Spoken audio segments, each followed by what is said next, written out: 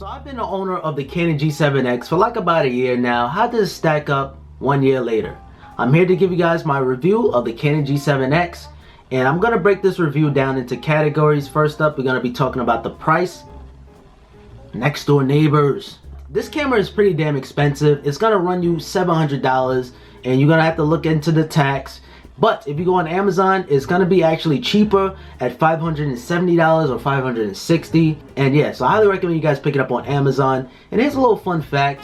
This camera, the Canon G7X, is the international version. So this one is a lot cheaper. I paid $520, I think, $530. It's still expensive, but it's a lot cheaper than going into the Canon website and buying it online right there. So the international version, at first I was skeptical. I was reading online, it didn't come with a power brick, or it comes with like the international plug, but it turns out it came with the normal, you know, the normal AC plug that comes with the camera. So no complaints with the international version. Save some money, get the international version. And everything was brand new with the international version. Everything was in the plastic. You guys saw the unboxing for yourself. If you haven't, I'll throw a link in the description. And also, I compared the Canon G7X to the iPhone 7 Plus. That's a pretty solid comparison. You guys don't want to miss that. I'll also throw that in the description down below.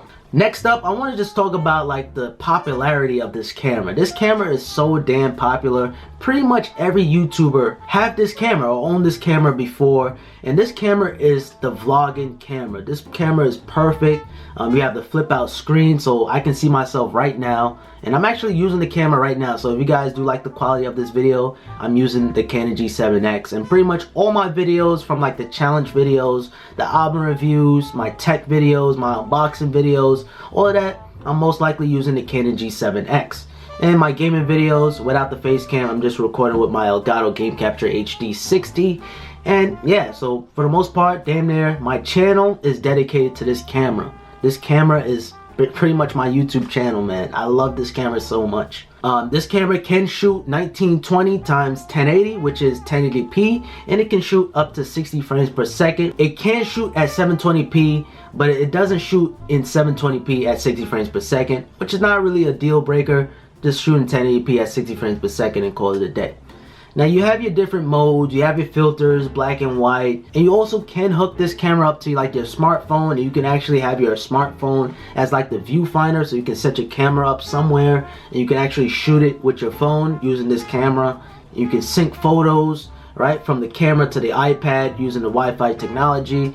This camera is pretty impressive. I don't use that feature too much. I just use an SD card, put it into my laptop, and call it a day.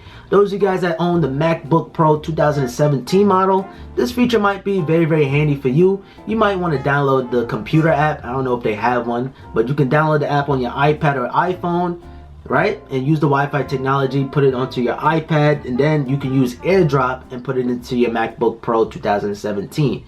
If you don't have the 2017 model of the MacBook Pro and you have a 2015 model like me, just plug it into the SD card slot right here. I don't know if I'm talking too fast for you guys, but hopefully you guys are following along. So in terms of portability, you can pretty much stick this thing into your pocket. This camera is so small, but it is a little bit on the hefty side, but it's not too heavy, trust me. It's not like textbooks. It's not like your old computer laptop, but it is pretty on the hefty side. It's not like an iPad Air or iPad Pro Lite, but it is kind of hefty. You can put this camera onto a tripod if you choose to. Let me see if I have a tripod. This is a tripod in case you guys don't know. Something to stand up the camera.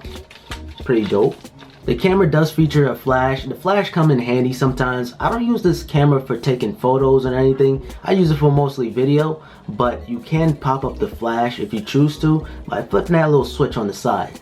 The SD cards, they're kind of cheap. It doesn't come with it inside the box. Now the battery on this camera is trash. It's trash, it's garbage. I highly recommend you guys pick up more than one battery, because at least with one battery, I said that wrong. But if you guys are planning on picking up this camera, I highly recommend you pick up 2 batteries or 3 batteries, because the battery life on this thing is trash, it's garbage.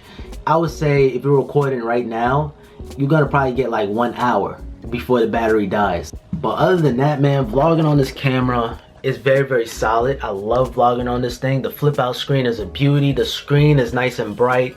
Now, when I'm doing tech videos for this camera, and really, when you're doing kind of tech videos, I prefer like DSLR cameras than a point and shooter. A camera like this is really meant for like vlogging and taking it onto the go. But, you know, I gotta do what I gotta do. This is the only camera I have. So if I try to focus on my iPad here, it's gonna be a hard time to focus.